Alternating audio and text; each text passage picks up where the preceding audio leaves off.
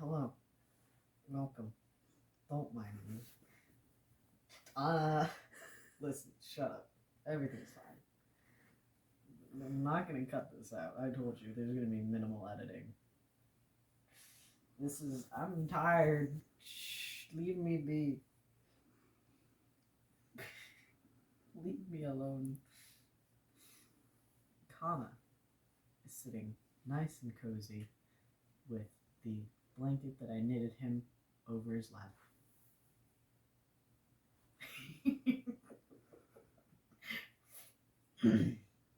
Chapter 2. Boozer. Don't you dare, don't you dare! Wilbur yelled as soon as he saw Fundy pick up a blue shell. They had been sitting in front of the TV playing Mario Kart for the last 2 hours. And this was the first time he'd gotten to first place, and they were on the final lap with seconds left.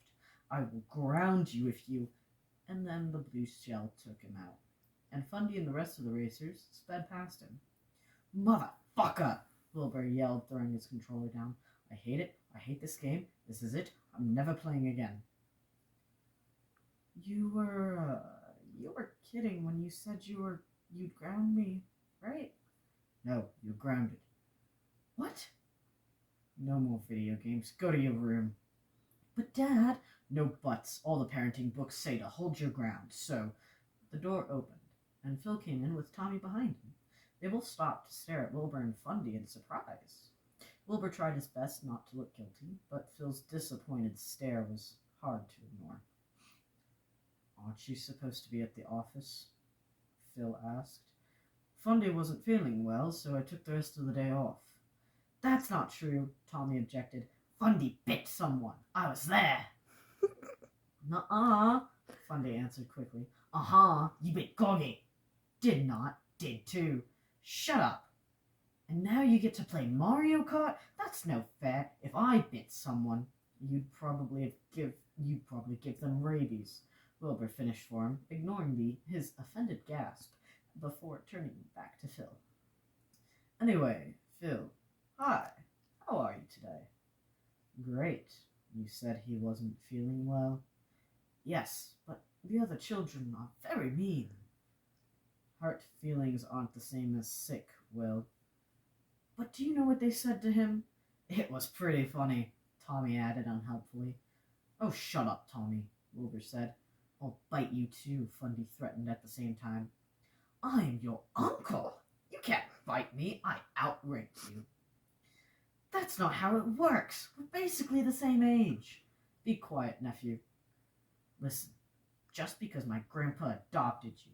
La la la la, I can't hear you because you're not an uncle. Dad, make him stop. Not knowing what to do, Wilbur looked pleadingly at Phil, who gave a long sigh.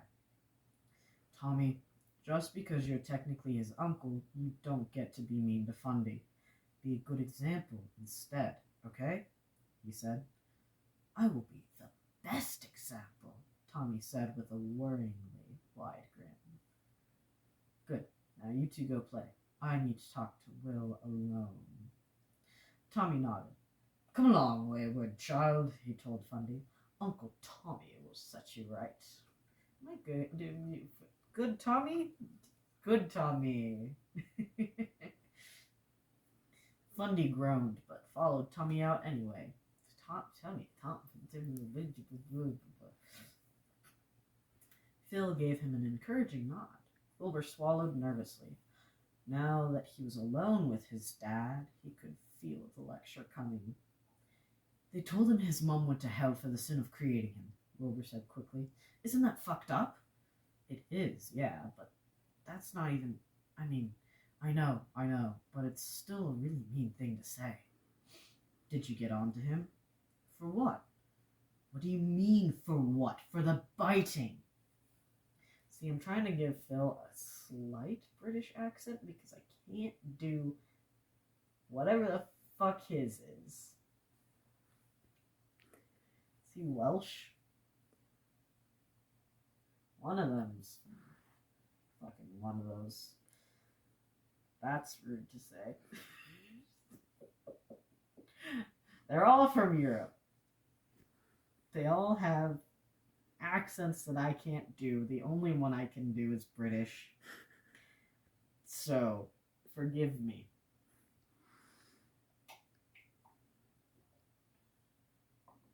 Kama's not gonna forgive me.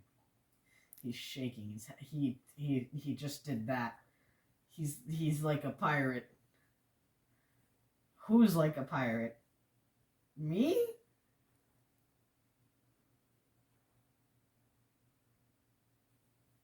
I'm too tired for this game of charades. Anyways, where were we?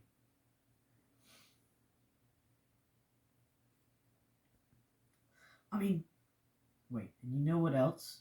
His teacher told me Fundy should be over his mom dying because it's been 2 months.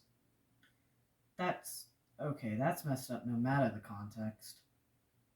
I know, but Fundy's not going to learn better if you don't let him think, Fundy's not going to learn better if you let him think biting is an okay way to solve problems. I mean, if you're about to say it's okay to bite people, then I'm sending you both to therapy. If you know, you know. I am a grown-up. You can't do that without my consent.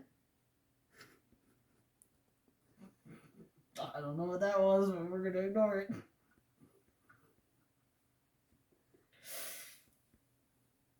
You're a grown-up who moved back in with his dad 2 months ago, and you haven't even thought about moving out.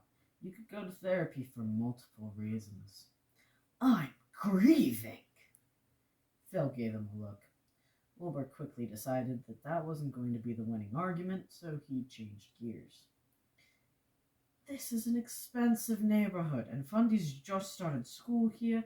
I don't want to uproot him again in the middle of the school year, and it's a charter school. He can attend it from anywhere.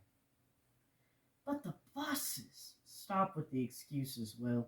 We both know damn well why you're not trying to move out. Wilbur fell silent. Are you at least looking for a new job? Or you could apply to uni again. Maybe I'm happy where I am. You ever thought about that? Except you're miserable. Well, sorry, I'm such a bloody disappointment. I'm not a best-selling medal winner like Techno, or some prodigy like Tommy. I'm just some loser living in his dad's attic. I can't even parent my own kid properly. Will, Phil said softly. You're not a disappointment or a loser. It's not what I'm trying to say at all. I just want you to be happy. Whatever, Wilbur said, standing up as he avoided eye contact. He knew Phil was lying. He was a loser, and everyone knew it. I need to check my email. We've got another change window coming up at work, and I should see if anyone needs the new compliance forms. Phil sighed, but he didn't say anything as Wilbur walked out. Wilbur's a fucking loser. He is a wallowing in self-pity ass loser because I love him.